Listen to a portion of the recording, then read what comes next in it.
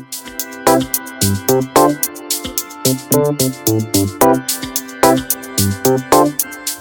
hello everyone, just doing a quick video here to help some of you that own the Climate Right units. This particular one is the CR5000-ACH, and some of you may have had this problem in the past, especially if you live in a high humidity area. So what I'm talking about is basically the unit control board basically not being sealed and being located at the top of the unit. When this unit is running, especially in a high humidity area such as Florida, and this is when we first experienced this problem, we basically had stopped working at the worst time. And so we called Climate Right, which is located near us here in Columbus, Ohio, and they were basically saying, well, we can purchase a circuit board and that type of thing. We had done nothing using this unit, nothing out of the ordinary with it. And so basically our argument was that there was a design feature flaw with it, because I had taken it apart and had seen that the circuit controller, which is located in this black box here, was just basically full of moisture, and with a little bit of electronics background that I have in the Navy, actually pretty extensive background, I knew that this was basically the problem, that it had stopped working and functioning correctly because of all this moisture that was in this box.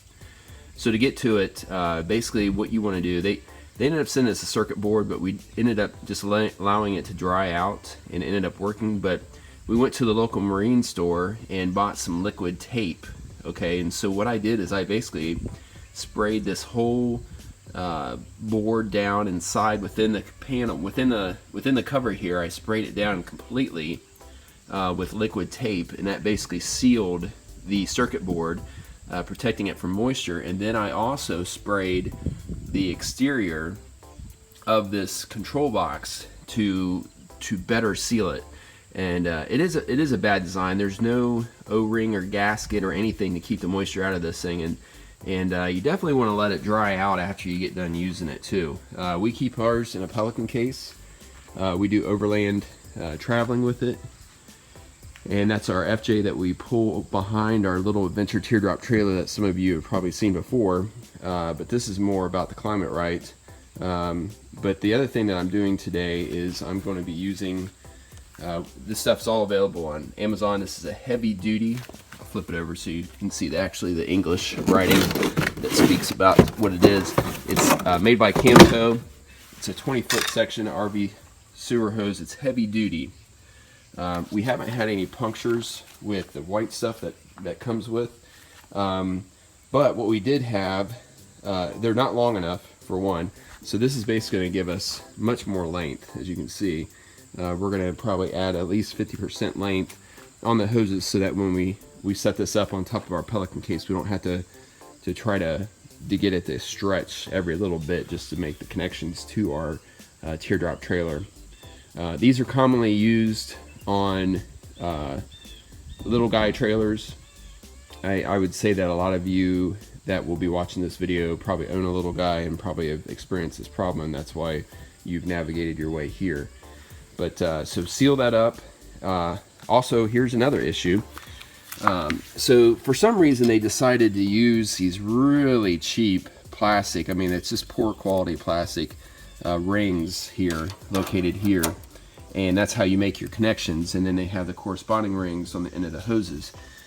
So what I'm going to be doing today also is getting rid of these, because they snapped off, as you can see, which does no good now, and it's completely useless. As you can tell, I always have a beef with the fact that people make stuff and they don't make it as good as they possibly could.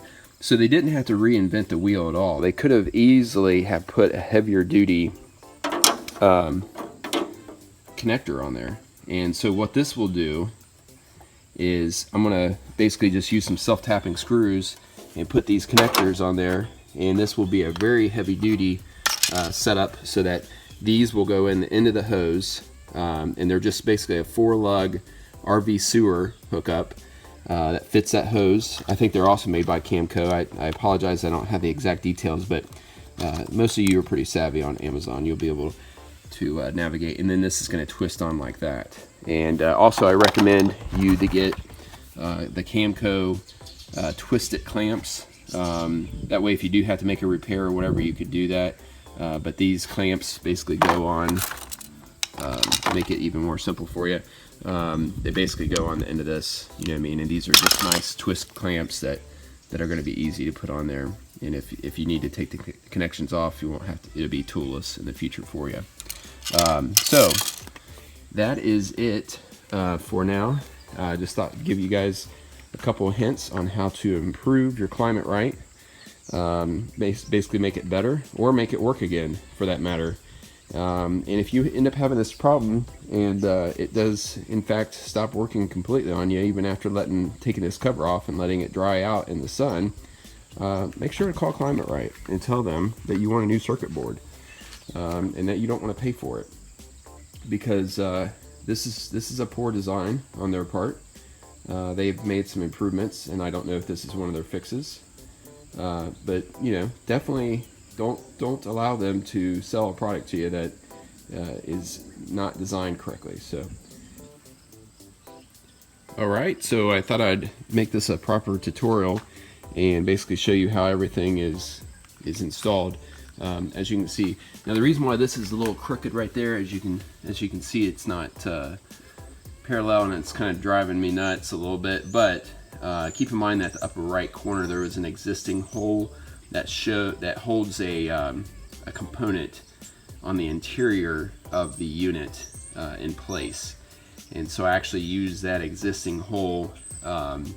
So I'll forget about this in no time, and it won't bother me. Just, you know, joking about that. But I use that existing hole to hold that in, and as you can see, the hose worked out pretty good, and it's definitely longer than it was. I will have no difficulty hooking this up wherever I decide to place the AC unit around the trailer, which makes it nice. Now here's some of the tools that you may want to consider using that did come in handy.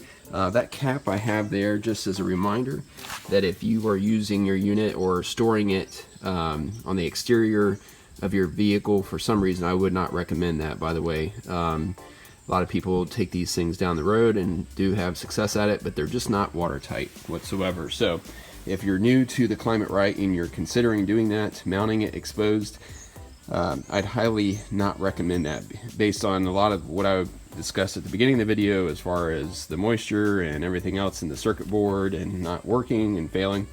But if you do want to cap those off, you can always use a RV sewer cap like that to cap that off if you're worried that some foreign material might get in there, especially if you're not putting it in a case like we have here.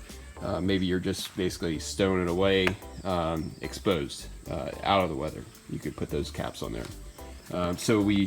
If you don't have an impact, I highly recommend that you do get an impact driver. I know that some people go their whole lives without having them, and I went majority of mine without owning one. And once I owned one, I basically figured out that this was something I was missing out on for a very, very long time. So I won't bore you on that too much, but they are worth the money, that's for sure, especially when driving self-tappers. Now these are the self-tappers that I use. These are available at Home Depot, but you can see the size right there, number 8 by 3/4, and you're going to need 8 of those basically to drive in. Now you're going to want to take your cover off just to make sure that when you drive these screws that you're not driving them into any of the coolant lines. My particular model, which there is different models, there was no chance, and not even close, of having any interference for that. You want to measure your hose, cut it in half, so you're going to need a tape measure. Just use a Sharpie there to mark it. Basically I compressed the hose all the way and found out what the halfway mark was, and then marked it. Used a utility knife, and then to start the cut, use the scissors. You're going to need some pair of diagonal cutters or dikes, whatever you want to call them, because basically the rigidity part that you see here in the hose, that is a piece of basically of copper line that runs in like a slinky, you know. So you're going to have to cut that. You're not going to want to just keep going around in a circle. Once you cut your full circle, you're going to see that you're spiraling. So you got to cut that to basically make it 2 pieces. So And then when you put the hose clamps on, try to tuck that little piece of sharp metal underneath there. Don't let it be exposed. Try to put it underneath your hose clamps there, so that way you don't have a chance of cutting yourself on it at a later time. That's about it. I appreciate everybody watching. Make sure to like and subscribe if you want to see more videos. We are definitely going to be traveling a little bit this year still, but next year will be a big trip, so make sure to like and subscribe, and also hit that notifications button if you'd like to be notified when those new videos do come out. Thanks a lot.